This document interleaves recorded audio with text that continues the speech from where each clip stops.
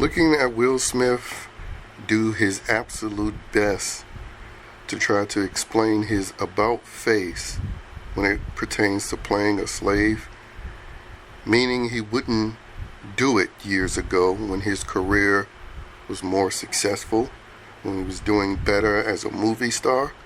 But now, since it's all about tent-pole films and the movie star no longer matters, or at least his movie star no longer matters, because Tom Cruise generally does well, but he has to utilize the vehicle of Mission Impossible to ensure that he does well. Will Smith doesn't have that vehicle. He tried it with Men in Black.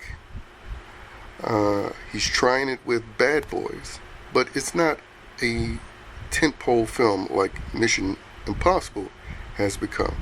And so since he doesn't have a solid tentpole film and his movie star status isn't what it once was, he's now breaking his word and promise to himself to play a slave again. Because that's all Hollywood has for so-called black entertainers, is to either be slaves or victims of some type of racial injustice.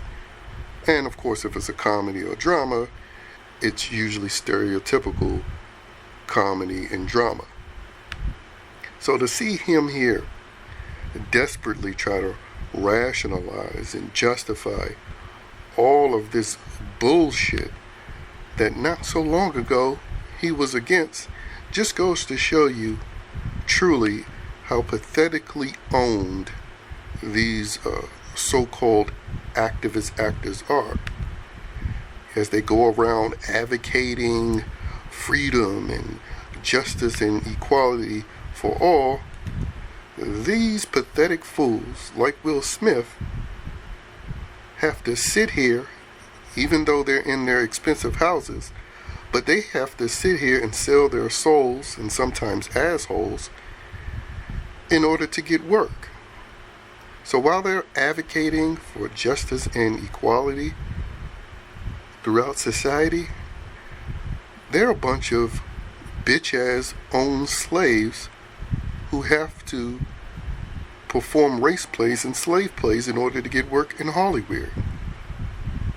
And Will Smith in these recent years have just proven how pathetic and how weak he truly has been. If his wife's not cucking him live on their Red Table Talk show online, it's him having to go back on his word now playing a slave. Will Smith, you're a pathetic human being, and you're just proving more and more how truly owned you are by the white liberals who run Hollywood.